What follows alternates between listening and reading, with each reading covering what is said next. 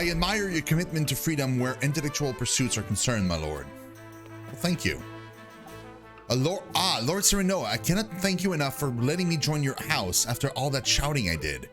I was able to talk to a lot of different people here, and it made me realize that none of them have ever heard of my grandfather's name. That's why I'll work harder than I ever have before, than everyone in Roselia will have to acknowledge his name. As the last disciple of the Archmage Grandante, I swear it. Good for you, bro. Thank you for allowing me into your service, Lord Serenoa. I cannot help but wonder what would have become of me had the duchy not attacked. I do not think I could have found the strength to do what I believed to be right if I had remained in the Crown City. This war has changed everything for me. I swear I shall endeavor to make House Wolford proud. Well, good. Good stuff.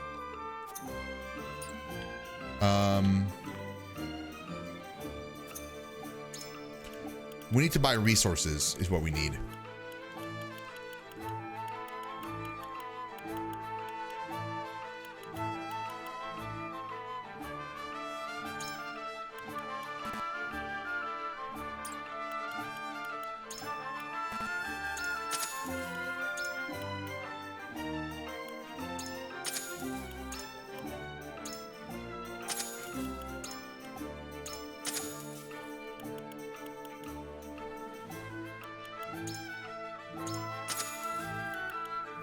Yeah, we're getting there, but slowly. We need more money.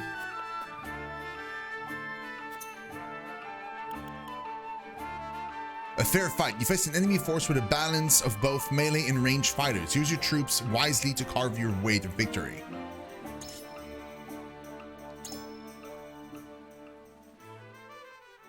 Let's do that one.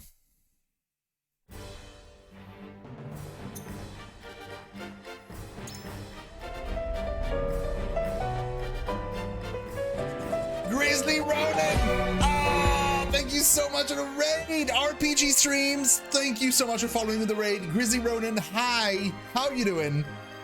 Do we still have a mod around? I don't think we have a mod around. Let me do a shout out to Grizzly Ronin. I think Raven said he was gone. Moon Princess, welcome, welcome. Thank you so much, guys, for joining. I really, really appreciate it. What are you playing? Oh, Yakuza 0. Very cool. How far are you in now? I think I saw you like play a little bit of it, right? So like how far are you into it now? 3-point shape of war tactics. I'm loving it. It's really, really cool. It's super nice. And like finally, after 5 chapters, the story is getting good now. Like, not that it wasn't good before, but like before it was all like a setup, and now it's finally kind of like shit hit the fan for real this time. Really nice, guys. Check out Grizzly Ronin if you like the same kind of gaming and the same kind of streams that I do. You would have a great time at Grizzly Ronin's. Right now playing Yakuza 0, which is a game that I've never actually finished on stream. I should probably do that at some point. Just fought Nishitani in the Grand for the first time. I have no idea. I don't know. I've never finished a game, so I have no idea. How are things going? Glad you're enjoying it. It looks so much like Final Fantasy Tactics. It really feels that way when you play it. It does. There's a few things though. I've said it before, but like, and I'm sorry if I'm gonna repeat myself to some of the people that are in chat, that were in chat before, but basically, it's like FF Tactics, but mixed with like elements from other tactical games. So you don't like, it's not exactly the same. Like whenever you look at the map of the world, you don't see like it's not like a list of like points you travel from one to the other, and like you can just like travel backwards and stuff. The game is really set up like, for this chapter, your character is in this location of the map, and the next chapter is going to be like in that location, and there's no connecting point between the two. I cannot go back to a previous location, essentially. Like, I've moved on. Also, like, characters don't have classes that you can swap. So unlike Tactics and Tactic Ogre, you cannot build up like crazy classes.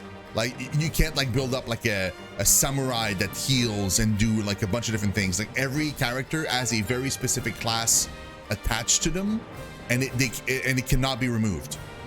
You can improve the class by upgrading their weapons or kind of evolving the class into like a higher class, but you cannot like change it. So like one of my casters will always be a caster. They can't become like a sword user, for example. So like those are like the main difference between tactics and this game. But it also adds a bunch of stuff from other games, like you know, like in Three Houses, in between battles you can just like run around and talk to people. In this game you have an encampment where you can go in and talk to your troops, and there's also like town exploration. Like sometimes you'll reach like a town in the story and your character can walk around and talk to people that live there, go into shops. Like there's a bunch of different things you can do in those towns. There's even like lore tidbits you can find, people you can meet.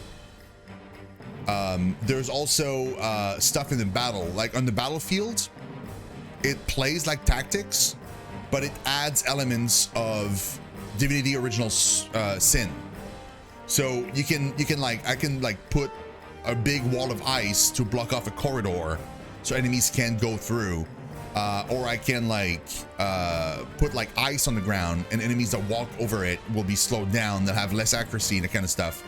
I can melt that ice with fire and then it becomes water, and then I can electrify that water and everybody that touches the water will get hit. If it's a wooden surface, it might catch on fire if I use fire magic, and then like the fire can spread and hit people. Like there's a bunch of different things you can do with terrain in this game that you cannot do like in tactics, for example. So that's really, really nice. Like it adds like another layer of kind of tactical stuff. And yeah, other than that, it plays very, very similarly. Like whenever you attack, any actions you do will give you XP basically, and towards your character levels. So it feels the same as a like tactics and tactic ogres. Oh, you totally should pick it up. Yeah, I would say so. I would say so. So far the music hasn't been as memorable to me as like tactic ogres or FF tactics. Like I can still like close my eyes and I can still like kind of hum some of like FF tactics like soundtrack because it was so memorable to me. This game so far, not the case. It doesn't mean it's bad, it just means like it's not like as good as those older games. Also, it's voice acted. For the most, like almost the entire game is voice acted, but the English voice acting is hit and miss for me, at least. Like I don't like the main character's voice actor at all, but I really like I like her. Like her voice actor is amazing, so it really like it's so some characters are really, really great, some others are I don't like at all, and some others like are just like kind of, they're just mid, they're just okay. There's a way to put the voice acting in Japanese though, so maybe the Japanese voice acting is better. I don't know. I just find that like my main character's voice doesn't fit his age. Like he sounds like a lot older, and he doesn't sound like as interested as what's going on in the story. It feels like, I don't know. It's kind of weird to explain. It just doesn't feel right.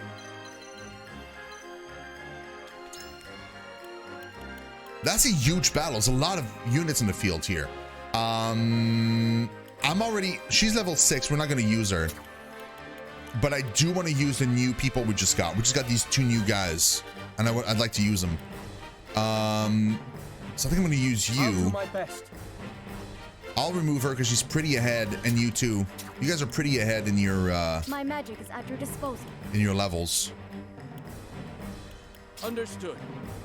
Yeah, now we have a bunch of casters. Well, no, I did remove a caster. We still have like quite a few, but still. Yeah, I have a lot of casters now.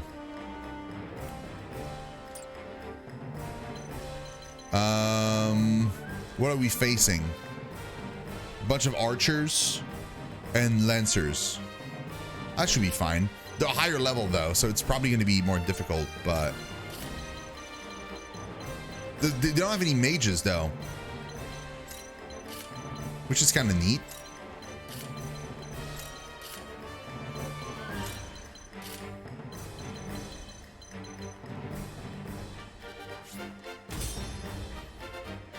So what I'm doing right now is I'm doing a mock battle.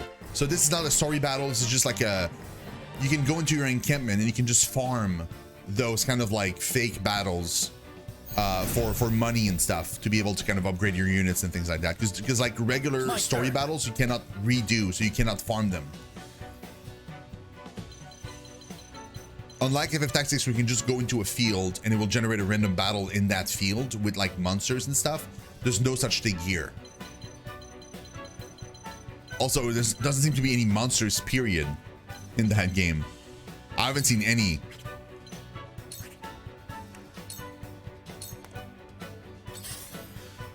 I want them to move forward. Yeah. Oh, fire arrows. Of House Wolfort. Fire arrows, is it? Yeah. I shall try my level best. Actually, go here. It is time to strike. Much appreciated.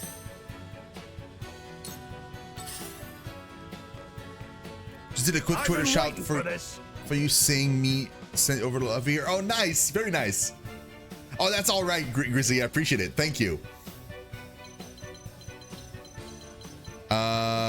Yeah, go. To victory! Here I come.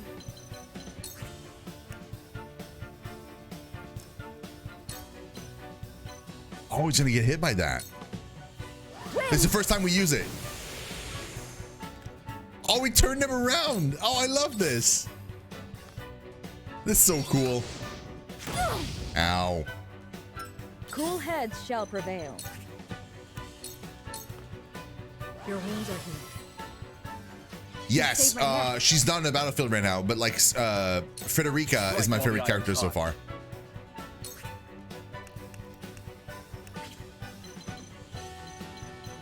She's not here right now though.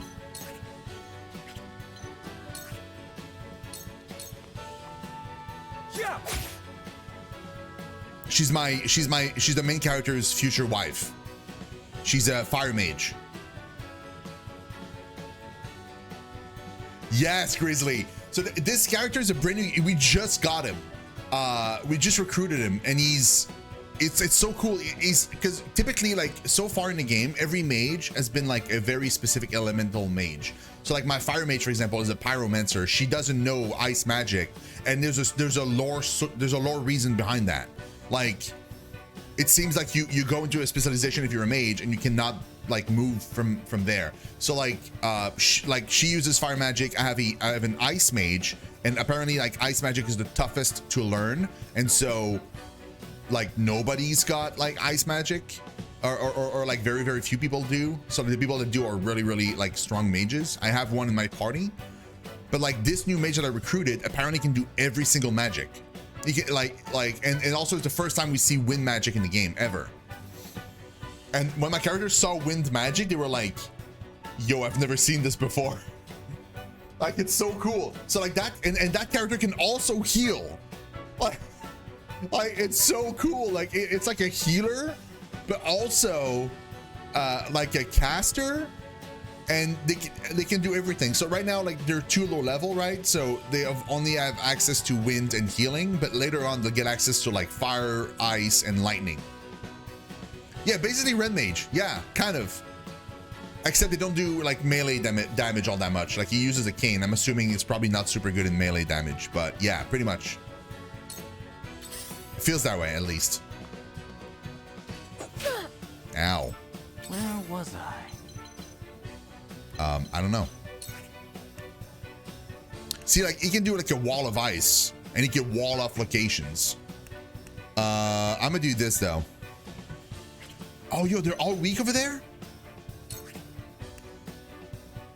Oh, but I can't reach him. Yeah, move here. That way you're like in between the two groups. Yeah, I won't be able to do my, I can only reach him, where like if I use it here, I can hit two of them. We'll do that. Come on.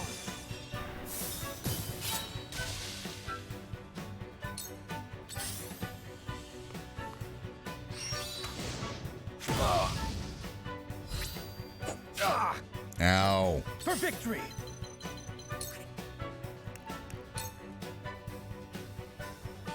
Hit 2 of them. Let's go. Take that!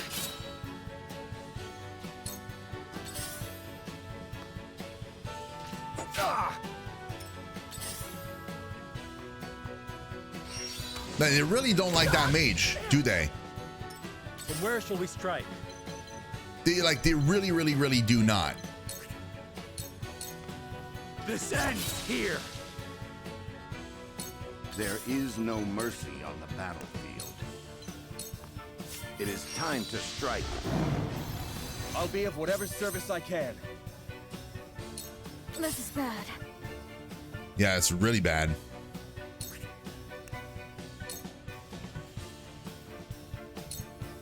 The fruits of my studies.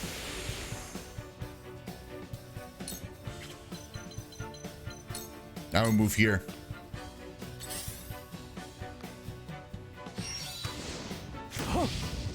Haha. I'll take you on! Miss me, bro. Oh, that's very few of them. What if I move here? I mean, I get 2. I need to be here to get most of them. I still get 2, but like at least I get the melee one. Come and get me! Maybe. Did it work? It did. Nice. Cool heads shall prevail. Yeah, heal the mage. Your wounds are healed. You saved my neck. I came to the shins would hurt like hell. It would, but like it's not the same as a blade, you know? Oh, she learned haste? Time to take action. Yo.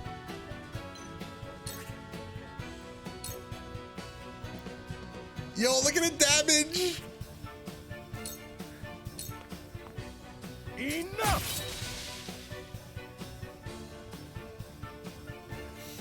What's the item in the back? Oh, it's like in tactics, it's like loot that is on the world map. So like if I pick it up before the end of the match, I will get it. If I don't pick it up, then I don't get it. In mock battles, it's usually a resource like stone or iron or wood or fabric, and I use these to upgrade my character's weapons and armors. That was a massive amount of damage. I love it. Now then, to work. To work indeed. No. A cold wind blows.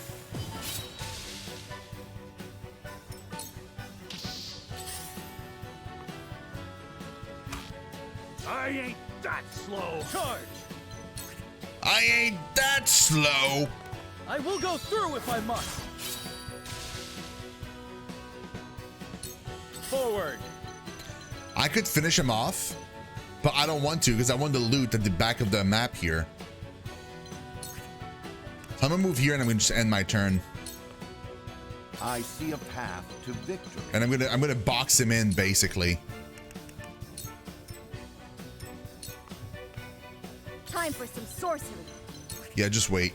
Also, she doesn't have any MP anymore or TP. Let me heal your wounds. And by she, I mean he. Who's hurt?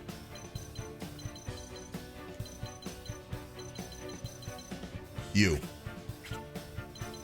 Not that it matter anyway, but I'll have him pick it up. My thanks.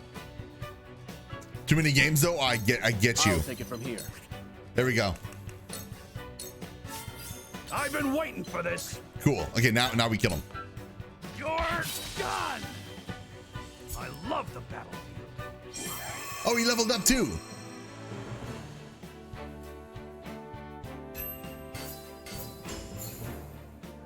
Three stone. Okay. Good. 3 stone is incredibly good. I will need more money though.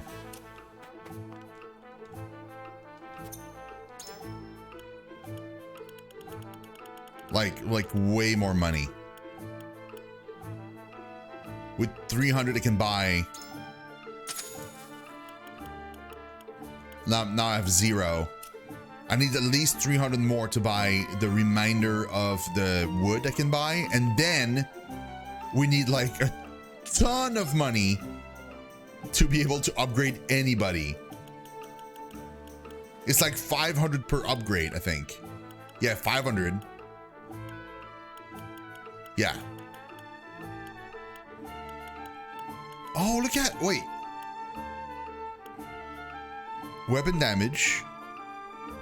HP by 10. Defense, accuracy. Accuracy would probably be good. But look at what he's got.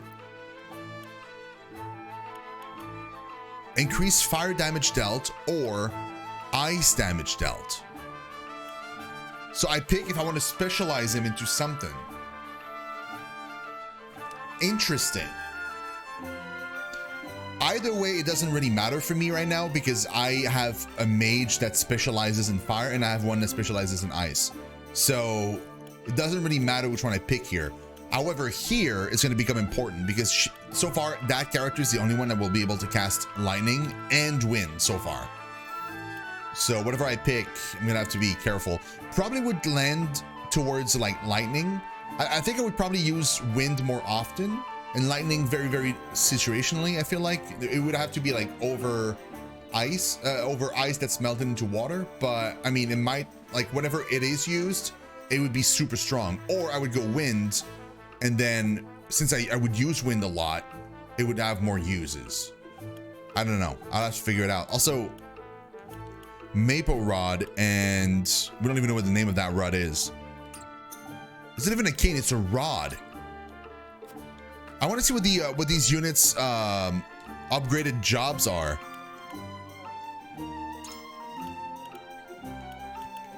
Oh, I have more stuff here.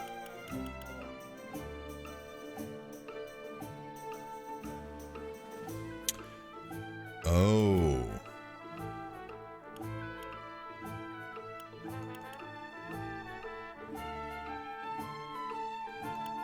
Huh, I'll take this because this is like a pure upgrade. It's like a passive upgrade. But I will also buy all of these because like these are they're like lore tidbits. Salt Iron War Part 1. Part 2. Secret Tactics Scroll of Earth. To Archers and Arcanists. Scroll of Man, Shield Bearers and Healers, a Cursed Cask. Incident that occurred around the realm. It covers a suspicious rumor. What that means? Well, let me read these.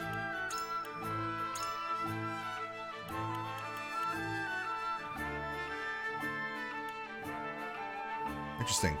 Hey, Canadian Geek, what's up? How you doing?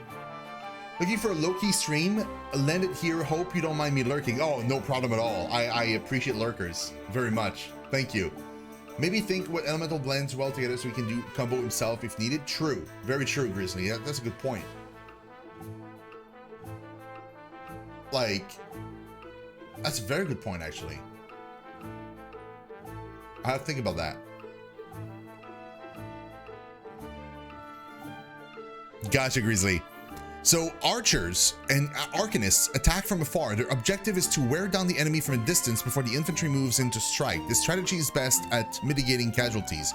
Unfortunately, arcanists tend to move slowly and have difficulty casting spells in succession. This has led many a commander to instruct infantry to move in first and weaken the enemy so that archers and arcanists may then deal with the felling blow. This tactic, however, incurs great damages to the front line. It is advised that commanders allows archers and arcanists to prepare before sending out the vanguard. Advancing is not the same as attacking. Patience can be the key to victory. One must also be aware of the position of the archers. Arrows are easy to avoid if shot from the front. Loosing them from a higher elevation increases their range and impact. The opposite is true of lower elevations. An archer's position really affects the power of one's forces. A diagonal shot is more likely to strike true. He who has the high ground has the advantage. Furthermore, magic spells are each tied to an element, and their power varies by opponent. Choose which spell to cast carefully. Which magic stones, each imbued with an element, have the same effect as a spell, which With these in hand, any soldiers can play the role of an arcanist. Use them well to reduce the burden on your spellcasters and diversify your tactics. True, that is very true. However, those are pretty tough to get to have, basically, because they're so expensive, and I'm using my money to upgrade my characters versus getting a bunch of stones. Shield bearers and healers are key elements to a solid defense, but are unexpectedly difficult to use. Many commanders have failed to leverage them wisely in the field of battle. Shield bearers excel in defense and are generally placed near the main force or its leaders to prevent sieges and flank attacks. Many of these units can push back enemies with their shields, which is particularly useful when facing stronger foes. Shield bearers are an essential unit to have when up against a rivaling general. Relentless attacks have costed me victory, but solid defenses never have. Only a fool attacks first and protects themselves later. A good defense must come before a good offense. Healers are units that can cure their injured allies. Most commanders therefore wish to keep them at the rear of the main force, but enemy attacks can usually reach anywhere healing magic can. In general, healers should be made to wait at the rear and advance only when necessary. Once their job is done, they should make a quick retreat. Though this sounds cumbersome, healers are responsible for keeping their fellow soldiers alive and are especially vulnerable to enemy attacks. Commanders must therefore pay close attention to their movements, for if they fall, the entire army is likely to follow suit. Hastiness outweighs no one in the battlefields. In victory, caution is king. True. Salt Iron War Part 1. So this is the war this is like basically World War I. This is the war that happened like 30 years ago. The Salt Iron War, one of the fiercest wars raged in the realm of Norzelia, can be roughly divided into 3 periods. Before its onset, the Grand Duchy of Esfrost secretly contacted the Kingdom of Glenbrook and asked for an alliance to break Izan's monopoly over salt. Glenbrook agreed. In exchange for the logistical support and permission to march through the kingdom, Glenbrook asked Esfrost for joint governance of the source. On the day the war began, the duchy's troops proceeded through Glenbrook and declared war on Izant as they rushed the Holy State's capital. Izant barely had time to close its gates, and the goddess's shield protected them from the onslaught, but their forces were unprepared, leaving them no choice but to take the defensive against Esfrost's iron might. In hopes of turning their position around, the Hierophant sought the aid of a clan that made their home in the northeastern reaches of modern-day Glenbrook. They called themselves House Wolford. Simon, lord of their house, heard the Hierophant's plea and made way for the Holy State with a small but elite force of warriors. Their bold attack broke through the duchy's encirclement and forced them to retreat to the border. This effectively destroyed Esfrost's hope of an early resolution. The exploits of Simon Wolford changed history. From that point forth, Wolfords, which had been no more than a small clan in the area, became key in altering the course of the war. This is weird because I basically went against my king. Odd. The fighting came to a standstill with Esfrost and Glenbrook on one side and Izant and Wolford on the other. Yeah, I went against my king. The war affected not only those in the battlefield, but all across Norzelia. Before long, the salt reserves that the duchy had amassed in anticipation of the war began to dwindle, and they realized they would not last much longer. In Izant, the Hierophant succumbed to illness. The Saintly Seven quarreled over who would succeed the Holy One, and the city descended into chaos. It is rumored that during the turmoil, the Roselle revolted and fled the source. Nothing was made official, but the rumor was likely true given the subsequent state of the city and the army's struggles. Despite the growing fatigue of both parties, all nations involved were reluctant to retreat out of fear of public backlash, so the war dragged on. Battles, small and large, were waged, the fight at the renowned Citadel of the Sands among them. Details of the damage are still unknown to this day. The people and soldiers of all nations suffered greatly over the 30 years that came to be known as the Salt Iron War. That's insane. I kind of wish I had this information beforehand though, because like that would explain why the people of Izant were so kind of warm to me specifically and not necessarily the king.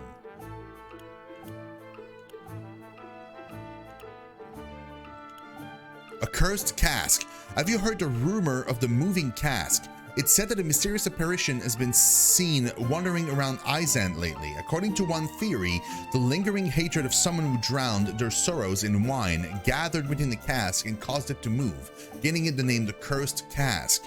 They said that the lonely apparition beckons others to the same fate.